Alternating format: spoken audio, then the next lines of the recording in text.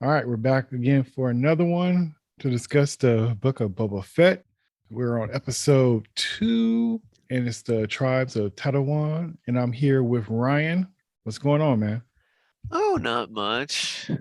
Tribes of Tatooine. God, Oh, I did a actually on you. God, I truly am a Star Wars nerd. Tat- that'll work. Tatooine. Why I say Tatooine? Something like that. I What I mean, say Tatooine y- for? I'm tripping.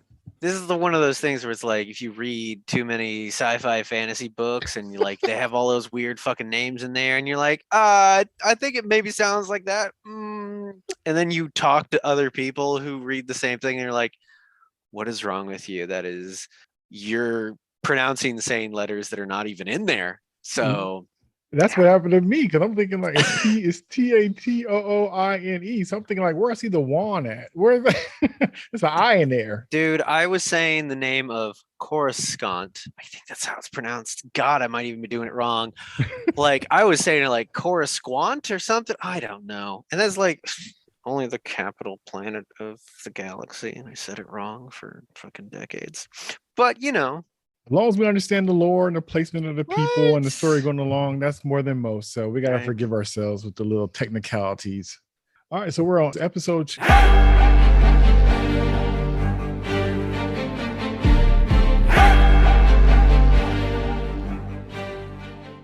What was your thoughts on this episode? Well, I was ironically kind of kicking myself because I made I think some very conservative speculations at the end last time, and I was like kicking myself as like, dude, the Huts are gonna show up. Like, there's no way. It's like Yeah. one of those things you're like, oh, of course the Huts are gonna fucking show up, and not just like random Huts, Okay. but Huts from Jabba's family, because it's a crime family. And even outside of crime family, like even in a feudal sense, because they are throwing around the term like daimyo, like if someone in your family gets taken out, you're gonna have uncles, aunts, nephews, second cousins be like, no, you don't get to take that. That's still ours. That's still Right. ours. We're keeping it in the family. So Right. I should have seen that one coming. No, it's no problem. But it's funny that I did think that because it was Boba Fett that I was kind of wondering, was that going to pull in more of the folks that we're familiar with in a way?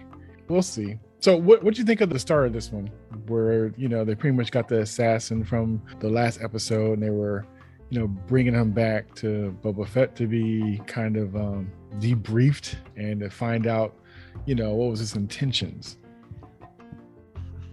I was kind of hoping, like, this is a weird thing, that he was actually gonna keep his mouth shut and it wasn't going to be easy, but Yeah, it's like, oh no, we're just gonna keep threatening you and you broke. And it's like, right. You're going to the pit. You're going to the pit. And he's like, oh, but they and did it in a clever way. They did it yeah, in a clever way. And the second he like starts dropping down, I'm like, Rancor's not there. Like the Rancor died. Like so, but it was funny that they're like, yeah, the monster's gonna eat you. And he's like, no, okay, I'll give up. I'll I'll spill my guts. And then all it's down there is a fucking mouse. and it's funny too with this show. It's like you think it's going somewhere kind of serious and more down a certain kind of lane, and then here come the jokes. It always kind of surprises me, even though I know how it kind of goes, because sometimes it gets really kind of I'm thinking I'm watching something more like on Netflix or something like the show like Daredevil, or not that heavy, but something like that. Right. And then all of a sudden you get this joke or just some left field, resolve, which isn't bad because that's Star Wars, but it's very Well, maybe not as nuanced as I thought. Not that it's not working, but it does surprise me sometimes, like the whole thing with the pit being empty. And then yeah. and then he's like hardcore the whole time. He's getting the big fight on the last episode and then getting kind of taken in to be held accountable and all that stuff. And I'm not speaking. He even got a knife to his neck and he's still not speaking. So it's like, we're gonna put him in the pit. And then all of a sudden he's like cowering. It kind of threw me off a little bit. Yeah, and then the fact that there's nothing in the pit, like I thought that was cool. That was clever, and I'm reminded of complaints about Marvel movies, which is wind up to a serious moment, undercut it with a joke, right? Which does happen a lot in Marvel movies. Granted, this is once so far. I'm not remembering other bits where it's like, oh, super tension, joke. So I don't think that's going to be a thing. But I also was kind of like, can we not just have torture work every time? Because like, as someone who also, again, runs role-playing games like Dungeons and Dragons, it's annoying how often players and the audience obviously suspects, well, you just do the right things. Clearly they're going to tell you everything. And it's like, that's not really how that works most of the time. Not in real life. I think the other interesting sort of spin they did was the interaction with the mayor. Yes. Because up to getting the audience with the mayor and sort of his sort of reversal a little bit, it was like, mayor's going to be an asshole. He's blowing you off. He's dismissing you. Da da da. My take is the mayor is more shrewd than Boba Fett. I feel like a lot of the other characters in the town for, the mob story are a bit more shrewd than Boba Fett. Yeah. The casino owner knows ahead of time what's going on. Yes. The mayor is also like, okay, so you brought me this guy. Okay, so that means this is going on. We're going to kill him, by the way. Let's not have a fight. By the way, here's a piece of advice. Like, he's been in the game. Like, he knows how it goes. And the fact that he's like, you sort of just took him at his word. Like, you believed what he told you. Like, that's cute. Also, he's not allowed to, like, live on this, like, operate on this planet at all. So we're just going to kill him. Yeah. I can't tell if Boba Fett is playing naive or he's really is naive to the situation. It's hard to tell because really, even since the first episode, he's just been kind of getting led along into situations. Every time he's getting led somewhere, it's almost an ambush every time. Because even though the mayor was giving him vital information in a way to kind of get him to get more information, did he lead him into that situation knowing that the Hutts were on their way over there? That was going to be a problem, So it just seemed like every time he gets a little help or a little advice, he's in the middle of something. Yeah, and it's difficult how much of that is him being naive, him being played, or just plot contrivance by the authors, because it's like, well, we need to introduce this, and let's do it in a dramatic way. So like, there's theoretically a version of this, especially since we, have the still incomplete flashback where Fennec and Boba Fett are going to have a planning session that is before the current set, like where the start of the episode where he's in Jabba's palace already, and they're laying out their game plan. Right. And so maybe all of this sort of, because there is a possibility Boba Fett is letting people tell them who they are. Right. So instead of just trying to dominate outright, you give people the opportunity to backstab you. To try to play you, to see what they do. I mean, that would be very interesting if that's what the ploy was, as opposed to him just being written a little naive. It's difficult because I think there's also an element where the writers want to be able to tell things to the audience. And so what's happening a lot of times is you're getting these other characters, the mayor, the casino owner, who are giving him insights or trying to, and giving him information. Oh, you didn't know. Oh, right. And they're finding that way to sort of deliver that information. But I don't know, there's a level of like, if they were playing their cards close, Yeah. they wouldn't be telling them shit. Right. So it's so early on, it's kind of hard to tell the intentions. And sometimes that's almost important to know as well. So you know what you're dealing with, because you can't tell. Yeah, like you said, it could be as simple as, the writers trying to, serve a purpose with the characters, or it could be the character is this or that way, which is hard to tell at this point. But it's interesting. But I will say all those characters, even though they're, kind of given more information and leading the character along, his journey or whatnot, I do really appreciate the nuances of the characters, and not such obvious ways for everybody. You get to kind of learn as you go, and you have an idea of what something's going to be, and it kind of changes up. Like you said, like the mayor, for example, even that assassin in a way is kind of like, huh? Or even with that, and even though you knew more was going on with her, the bar owner, you kind of just know that kind of character. Part of me is almost like, and I can't tell if she's just being slick or not, because even when Boba Fett went back to her and said, hey, you knew what was going on, because look, I could tell that you're sweating. And instead of agreeing to what he was saying, she was more or less like, oh, you didn't hear, like the Hutts are coming. It was more almost like that. So you can tell if she was just being quick on her toes, or she's really just trying to stay out of it and trying to, she's playing it well. Yes, she's the casino / bar / brothel owner that like doesn't play on strength, right?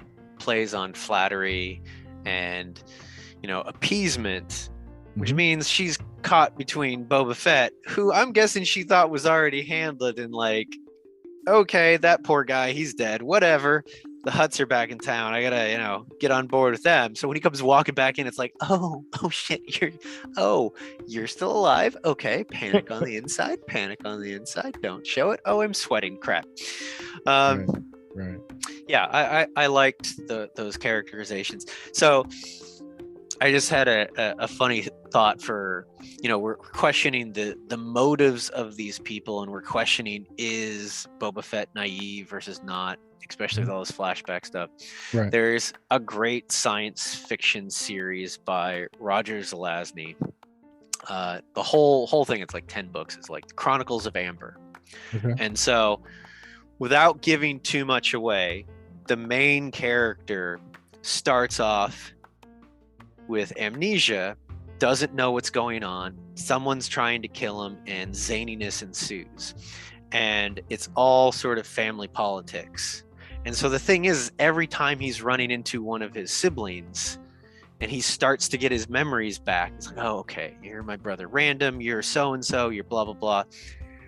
They're like, no, wait, that's not actually what happened.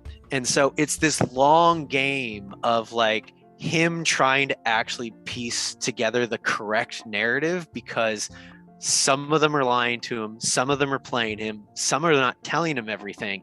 And so every time he's like running into a new relative or player in the game, he's having to like rewrite the narrative of like, wait, okay, so was Frank betraying me? Like, right.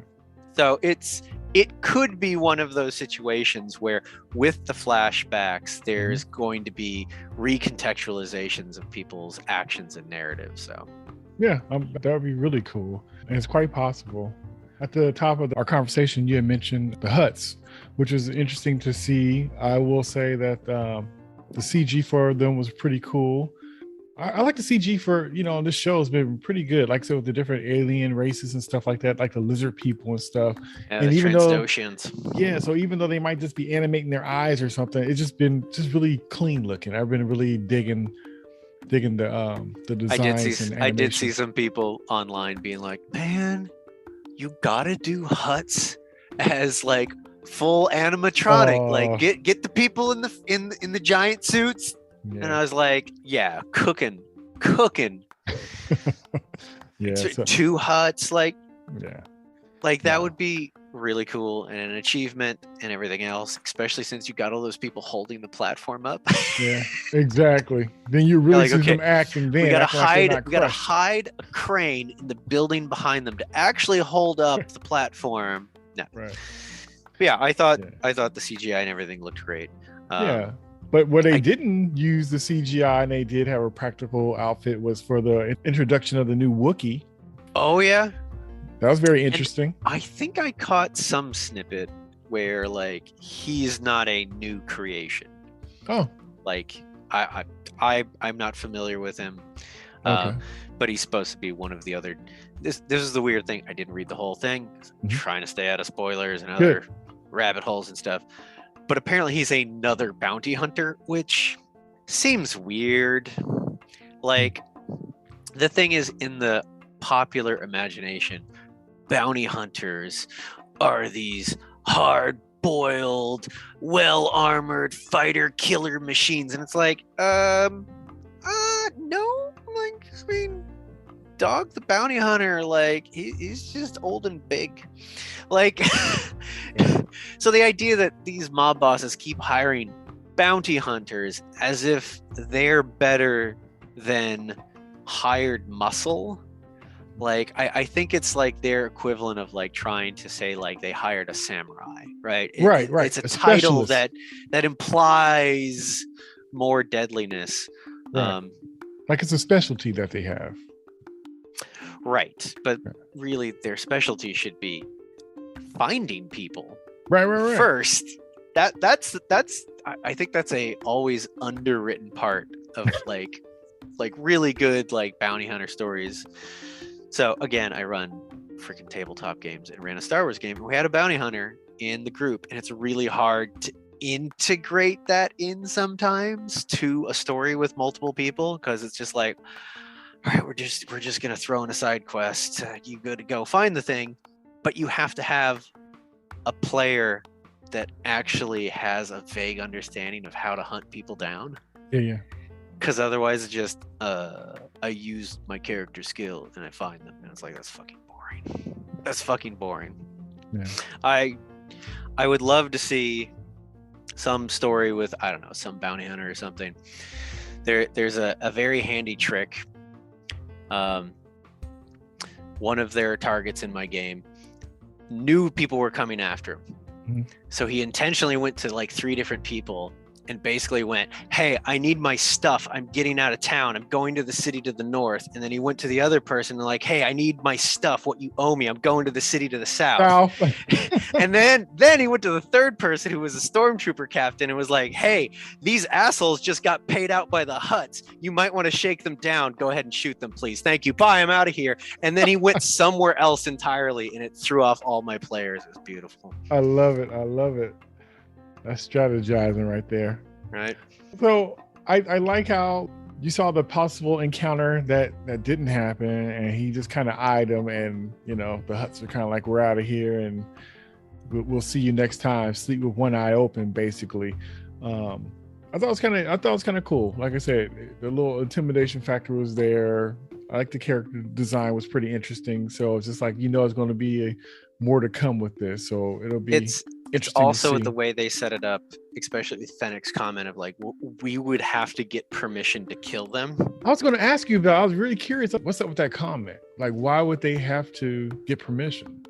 Because so the Hutts, if I'm remembering sort of my research, the Hutts pretty much see themselves as a superior species in its entirety than all the other sort of sentient species in the galaxy. So they even try to present themselves as semi-deified, like they really got that ego matches their body size. And they also don't like it when anyone kills any Hutt anywhere. So it's one of those things of like, no, we are all on Team Hutt. So we might fight between ourselves, between our different clans, between our different families. But if someone goes and like takes out a Hutt without them like being properly ostracized by the rest of Hutt society, then we're going to come down on you like a ton of Hutts. So how can you be ahead of a crime syndicate, but also an endangered species list? How can you be both? Like, I could destroy you, but don't hit me. We could be tyrants, but not don't get us back. Don't get me back. Infighting amongst the Hutts, that's one thing, but outsiders, no. Very interesting. Yeah, that really made me think. I was like, so what's up with that? And so who exactly would they have to get permission from to No idea. No. do an attack on him? I thought it was interesting, Yeah. especially since they threatened him. Yeah, they threatened them, but you kind of have to because it's a bit of a pissing contest. I mean, the other thing that is clever about doing it that way and setting up that he can't kill them outright is, one, you have to find other ways of reducing them. Mm-hmm. Just because you can't kill the Hutts doesn't mean you can't kill the rest of their organization. But that scene is also a nice way of front loading the antagonist, right? They are going to be the primary antagonist. You get to meet them face to face. I mean, this is also a problem in sort of like role-playing games, is like you have to come up with these sort of contrivances to introduce the bad guys but not let the players kill them off immediately. And this is the exact same thing where they're like, we gotta wait. We gotta wait and get permission, because otherwise we would just ace those two right now. Right. Like a dangerous thing is coming to get the character, and if the car worked, the movie would be over in 5 minutes. So you gotta have a problem with the door working, you gotta have a problem with the whatever, just to keep you there. So that's true. Yeah. Because really, you would think, he's a bounty hunter and a killer. He would just take him out, no problem. Right. But the fact that they just wander around in their palanquin, open air, it's like, right. You ever heard of the JFK assassination? It's like, no. Have you ever heard of the rest of our species just annihilating you? Right. I mean, probably the only reason there wasn't a ginormous bounty on Leia after she killed Jabba on the pleasure barge, because everyone else fucking died on the barge and no one knows that she did that. Sure. It's just boom, the whole thing blew up. The only people that know they even got out were the people that got out. That's it. Yeah. There's maybe a couple people like back at Jabba's palace that didn't go on the trip that are like, hey, where's the boss? That's funny. That's true. Good point. So after their encounter, back to the tank. And so we get to another dip into the flashback, and he's back again, and he's with the Tuskens, and he's out there learning the correct way to use his weapon. His gaffy stick. And he's kind of working it out. And I love how he's earning his place. And I like how, even though you could tell he's tired and frustrated, and it's almost hard to tell if he want to be there or not, because you can see how he can kind of catching himself with his attitude and kind of, pulling himself back a little bit and being like, okay, I'm doing what you're saying. And then he's really realizing that he's not. And okay, please teach me. So I'm digging the levels of, his feelings that he must be going through during that time. And then also finding humility within it as well. Cause even though he's going through that stuff, I think he knows how to take advantage of a good situation to add to him, which I think is pretty neat. Right. As someone who's done lots of martial arts, yes, the whole like struggling with an instructor, I thankfully have not had to struggle with instructors that didn't speak fluent English, but struggling with an instructor of like, I'm trying to do the thing, and it not being like, you're teaching me wrong. Just being like, all right, I'm not getting it. Okay, please show me again. Please hit me upside the head. Right. Ironic that I was with one of my instructors on Sunday, and they sort of complain about people not getting it, to the extent where it's like, I'm either going to stop showing it to you, or I'm going to show it to you and you're going to get hurt. It's like, okay, so we're just going to make sure we're keeping up to speed. Right. Either you're going to get it or you're going to get it. Yeah, you're going to get it. But yeah, the one thing that I liked with his performance, Tamura Morrison, I looked him up, is because his background, he's Maori, and so there's two bits in this episode. I think it's one in the training section, and then later, after he's crafted his gaffy stick, he's come back from his vision quest, and he's, you know, invited to the circle of warriors, and they start doing what looks like at first a kata, and then it's like, oh, they're doing a haka, right? They're doing, you know, the equivalent of a Maori sort of war dance, right? Which is an actual thing. And so when I saw him do it the first time with his face, like it wasn't just like I'm angry, right? It was the haka, it was the intense eyes, the yelling. I was like, that's fucking cool that they brought that into his character. It made it way more authentic, and I think for those that pick up on the connection, it makes it more clear what they're doing, right? And the theming of like, we're people of warriors, right? So I thought that was really cool that they sort of bridged his actual cultural background in with his portrayal and with the Tuscans.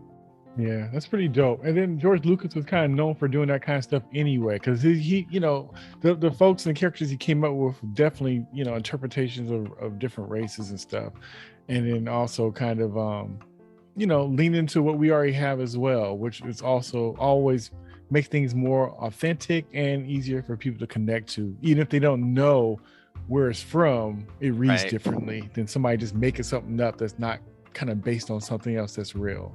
Yeah.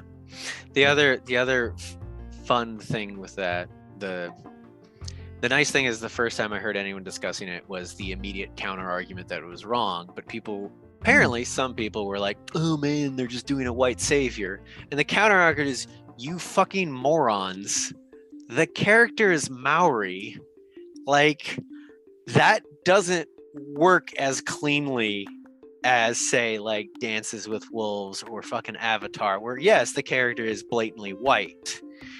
He is an outsider going to it. So the rest of that might be true, but in the way that I saw this discussion taking place, is they were reading it as this wasn't him coming in like Lawrence of Arabia, which the train sequence, people were like, that is a huge homage to Lawrence of Arabia. Right. It wasn't him coming in to use them to make them better. It was him healing himself in a way, him finding himself. Right. Because the one unspoken thing so far is why the fuck he didn't just leave.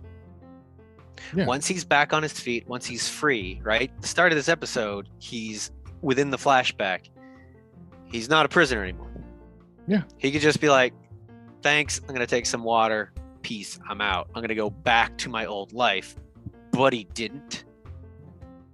Right? So there's nothing calling him back. So he's finding a new sense within the tribe. That's interesting that somebody took it as like the savior kind of thing. Especially, I took it as him almost kind of like sharing, as if, you know, sharing the same way they're sharing with him. Like they're sharing culture and their ways and their form of fighting and stuff like that. And he's like, well, let me contribute as well. I could do this for you. It was more of an exchange than it was, let me show you how to do this kind of thing. No. He saw a situation that he could probably add something to it, just like they added something to his situation to, you know, save him as well. So to me, that's almost like, that's a whole different thing than somebody, you know, learned the martial arts skill for 5 minutes and they're better than the best top person in the class. It's none of that stuff. That's why it reads funny. That's the problem with it. It's not the fact that you're from a different culture and you can't learn some other culture stuff. It's not that at all. It's just like the fact that it comes off unearned a lot of times. Yeah. And it could be because of the movies. It could be because it's shorthand. So, you know, a 5-second montage is, you know, it's a 20 years worth of, you know, learning a skill set, I guess, but it's still a shorthand. And sometimes, like I said, they just the way that goes, you know, it could come off kind of funny. And sometimes it is messy and it is a situation where they're the best thing there. They're better than the teacher already 5 minutes later and stuff. And that stuff's always annoying. That's a different kind of thing, and that's just a disrespect for the situation more so. This was a whole different thing to me. I took it as an exchange of ways of doing things. Yeah, he was bridging, not dominating. Yes, exactly. Big difference. And to not outstripping his instructor, I'm trying to think of the one that taught him how to fight with the gaffy stick, the one that's like almost all in black. Yes. The ninja Tusken. Mm-hmm. One, I think it's a woman. Ooh. Two, you saw through that train sequence that Ninja Tusken is still a huge fucking badass more than you thought. Like, holy crap. Because there's a version of that whole sequence where it is just Boba Fett that is making this decisive key strategic advancements, right? Taking out this guy, taking out that guy. But it was not. It was definitely, thank God for Ninja Tusken, because they fucked up a shitload of people. I think out of the whole sequence, the only thing that annoyed me was the shooters that they had on the train as it's flying through the desert are like, yeah, we're going 100, 200 miles an hour. We're just going to snipe that Tusken and snipe that Tusken and snipe that Tusken. Like, okay, the Bantha, which is a giant elephant, sure, you can hit that broadside, fine. But they're just like, snipe, snipe, snipe. And then somehow when they get close range, they're like, I'm going to miss once in a while. Ugh. Yeah. I thought it was interesting that they would just, go by and just be picking people off in the first place. And then for the only reason to have, for them doing that is because they thought that, or at least that's the answer he said, is that they thought that, the savages basically was going to, attack them or whatnot. And who knows, because they do that kind of stuff. They do kind of, they kind of pillage. So, well, if you remember in the pod racing scene in episode 1, they're going through the canyons and they're like pew pew trying to take pot shots at him. Now it might also be because it's like, get out of our fucking canyon. Yeah. Right? Yeah. That's true. Yeah, they could have done a version of the shooting at the Tuskens as maybe we hit one and the rest of it's a bunch of suppressing fire as they go through, because that's like, okay. But not like pew pew, we killed 5 of you. Right. I don't know. Doesn't have the same impact, but well, I do from that. Even though that happened, I thought it was very interesting that they were getting kind of taken out like that from the train. It did also show their ritual for burning their dead, and their just like I said, I love when things are twofold. One, because something happens and then the reaction, and not just that's done, but it's a chance to get more insight in the characters and stuff. And I love how this show's been doing that. So just to show their ceremonies and things like that, from the way they bury their dead to everybody comes together to adorn the person that they're bringing in with their garments and stuff like that. And it was just very sacred, very just beautiful. Just like the sacred hallucination lizard. Yes. That wasn't ready for that. Me either. That was a trip too. It was like, oh, is it gonna have to lick it? Is it gonna have to eat it? And like, now it's just gonna climb right up your nose into your head. Right. So that was a trip. But the one question out of this is hilarious. How I'm like, okay, sure, I'll buy the brain lizard thing. Cool.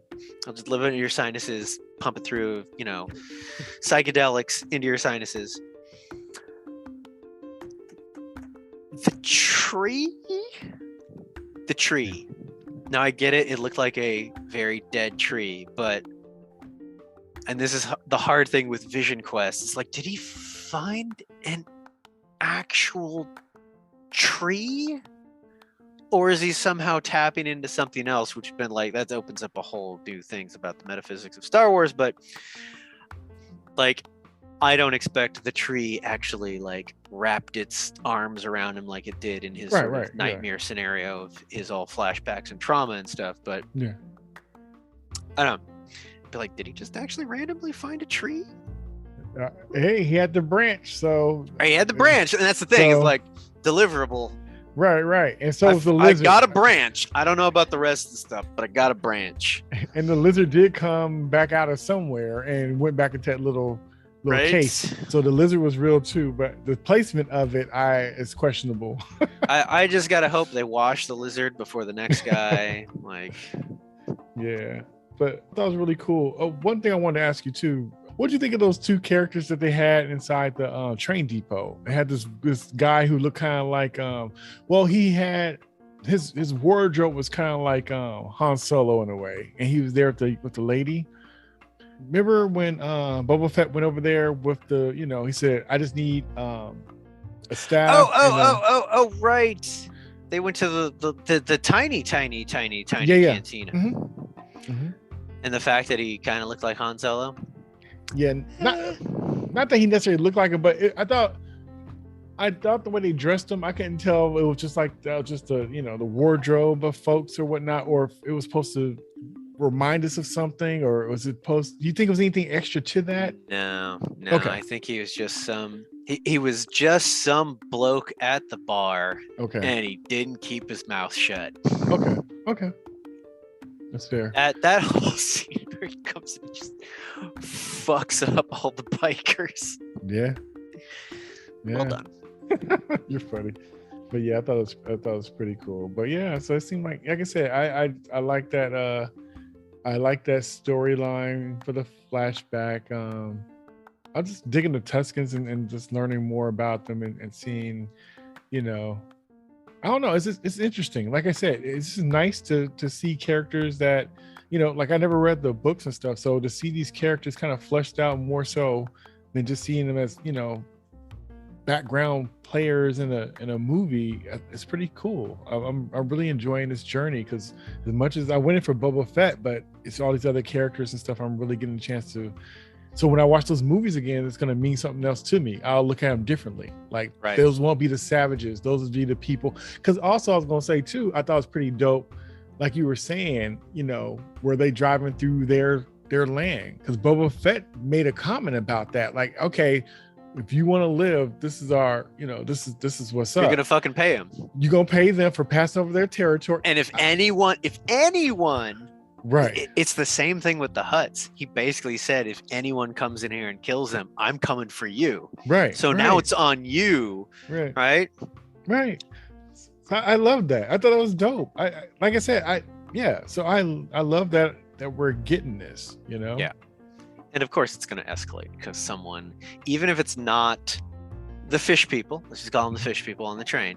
Right. Even if it's not the fish people that come back in numbers and say, fuck you guys. Mm-hmm. Someone else is going to fulfill that role. Like someone else is not going to be happy that route got disrupted, that area is off limits, that a toll needs to be paid. Someone else is going to be like, no, fuck you. We get to do whatever we want here. Just because somebody said not to, even if it was as simple as that, you won't tell me what to do. Right. Might cause war, but you're not going to tell me not to do it. Yeah. So my kung fu instructor that I saw on Sunday was talking about having to deal with, getting introduced to different schools, different groups, and when someone says, oh, so-and-so is good, he's done X, Y, and Z, blah, blah, blah, blah, blah. There's always some motherfucker who has to find out how good, who just takes it as almost a personal insult that someone is considered good and they have to be that fucking dumbass schoolyard idiot who has to be like, no, I'm top dog. I'm going to find out if you're a top. And that's what's going to happen. That's what's going to happen in the Dune Sea. Is now Boba Fett and the Tuscans have said, don't fuck with us. And someone's going to be like, oh, I'm not even involved, but you're going to tell me not to fuck with you? I'm going to fuck. Okay. Yeah, that's how that's going to go. And it's probably going to be Bib Fortuna or something like that. And that's probably how it's going to lead to him being the daimyo now.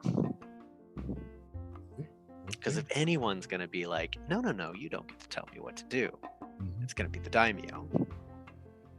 Right. All right. So overall, what did you think of this episode? I thought it was pretty good. Okay. I think it There was a lot more sort of going on in the first episode, right? There's a little bit more setup in the first episode. The train sequence was pretty well done. It's funny sometimes because I watch this with my wife and I'm like, okay, put the phone down. You're gonna have to pay attention now. I thought it was pretty good. I don't know when, again, it structurally 2/3 of the way through is when we find out what the twist is through the flashbacks of why Boba Fett is doing what he's doing, right? We don't have his I Want song yet.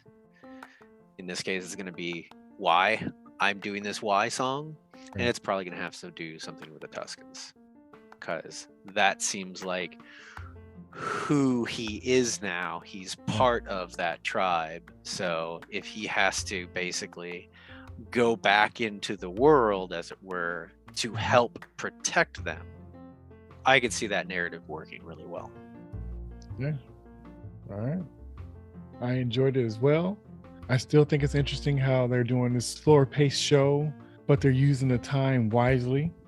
I'm getting a lot of background on characters that like I said, I've seen in the backgrounds of movies and stuff, and I'm getting more of a breath of what they're about, which I'm enjoying.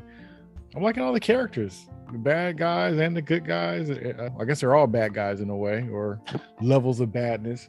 Compromised. They're all compromised, that's morally right. compromised. That's right. So I'm definitely having fun with it. Like I said, I'm enjoying the flashback stuff too, and I think that's cool when the current story and the flashbacks are both in a way very interesting, because sometimes when shows do that, you either like one more than the other. Like, okay, stay in present, don't go back, or stay back, don't go into present. So I think they're doing a great job, at least so far, of making both equally interesting, and also where you're curious enough to kind of see where the through line is going, because you know that one definitely infringes on the other. You just don't know at what level of infringement it's going to be, but you know that this have to be in some kind of way a connected story. I think the other thing, and this might be related to the I want component, is I want to see Boba Fett in Boba Fett, the mob boss daimyo, get frustrated, because so far he's just too cool, and I don't mean like I'm cool, but he's just not flustered, and I get that's probably a character component, but there needs to be a bit where he's getting too many setbacks, right? And really, aside from the assassination attempt, he hasn't had like a major setback, because he hasn't lost anything. He's still just in the I'm telling people I'm the daimyo. Oh, I have a challenger. That's about it. Yeah. Right? So I want to see him get frustrated in his plans, because I want to see how that character handles it. And if they play it too cool, I think that's gonna rob the narrative. You can't just have him be the cool, level-headed badass. Like, right? At some point, there has to be something that he wants that he is frustrated by or thwarted on, right? Or he loses something. And I don't feel like we've seen that yet. So hopefully that's coming down the road. I have a prediction. The way he's kind of dealing with everybody, all these different, sects, I have a sneaky suspicion they're gonna pull like a Fast and Furious, like when The Rock's character Hobbs, when he goes to go get Dom and the rest of the crew in Brazil, and he thinks he's gonna arrest him, and he's like, this is Brazil, and then everybody in the whole area just pulls out their guns and be like, if you try to move this guy or take him, everybody's gonna die tonight. So right? I think it's gonna be the whole thing where he's gonna earn his place with that whole town, and it's gonna be whatever the big bad or the big situation is gonna be.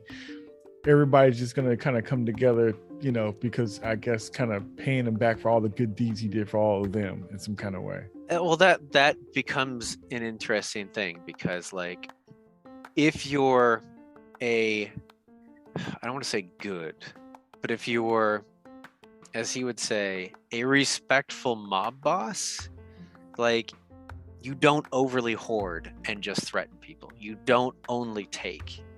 There has to be a give and a take. You have to protect your own people, right? And so if he does that, he might set up some of that reciprocity turns down the road. Those things are always fun, where it's like, oh, we're just hanging out here in the club. I'm gonna walk in. I'm gonna threaten you at the back table, and it's like, you should look at all the other tables in the bar right now, because the music stopped and everyone has a gun pointed at you. Right. Yeah. I will say my other prediction. Again, I think Ninja Tusken is a woman, and I think that's going to be more of a connection with Boba Fett. But that would mean maybe Tusken mask comes off at some point. I don't know. Have you ever seen what they look like underneath the mask? No. That's a whole thing. Supposedly there was some comic where, I don't know if it was Dark Horse or Marvel at the time, but I think it was the storyline where a Jedi actually went and joined the Tusken Raiders at some point in the past, and had a kid who was Force sensitive that he trained up as a Jedi, who was half Tusken Raider. And I think they showed their face or not, but that's probably not even canon anymore. So I would honestly be fine if they were just like, yeah, we're not going to show it. Are they a separate species? Are they human? Are they a mix of different species? Right. Because, like, to be honest, when I saw the movie as a kid, I just assumed that was their face. Right. You know what I mean? Because you have all these different kind of alien creatures and stuff. So I realize now that it's like a covering to protect them from the sun. But I'm just saying, before, when I saw that, I just took it as that being their faces, just like you had, different characters. So there was one other line that got dropped, like we got to get permission first to kill them. Yeah. And the Tuskens were talking about, their warrior sort of ancestry back to, I'm gonna butcher the line, but back to when there was water in the sea, like the Dune Sea. Right. And so it's like, whoa, there was that much water on Tatooine at one point. Like that's what it sounds like. That made, my eyebrows go up. So that's an interesting little bit, if that's, accurate, or if that's myth or lore with that culture or tribe. But that'd be interesting things. That's with the other sort of hard science fiction that I read. I'm like, why doesn't someone just go to like some planet nearby that has like an ice ring belt around one of the planets, just scoop that stuff up and just like bring it back to Tatooine and just rain it down in the atmosphere? Like, same reason why we got homeless people now and people hungry when they throw away food in a trash can. It'd be game over. Right. And the thing is, the water sellers on Tatooine don't want more water. They don't want free water. No. They want expensive water that's worth killing over. But they'll so it's something about that rarity and politics and systems that are in place to kind of keep things moving. So sometimes the question is not how to fix something. The question is, why is it not being fixed? Status quo. Well, man, it was good catching up with you, talking about episode 2. Once again, I always appreciate your insight and your take. I love the fact that your insight is something else. But like I said, because you're well read with these kind of stories and stuff like that. You're familiar with the lore. You also created scenarios and stuff like this. So it's just so funny because you're thinking, like a showrunner would. So all these different perspectives I like it. Gives me something extra to think about instead of just a straightforward watching of the show. So all the nerditry pays off. It's odd. Hey man, it all adds up. So do you have any other words, or you good? No, I think I'm good. It'd be interesting to see how the other episodes go. Yeah. I'm looking forward to them though, and that says a lot. All right, so that was Jay and Ryan catching up on the Book of Boba Fett. Until next time, peace. Catch you later.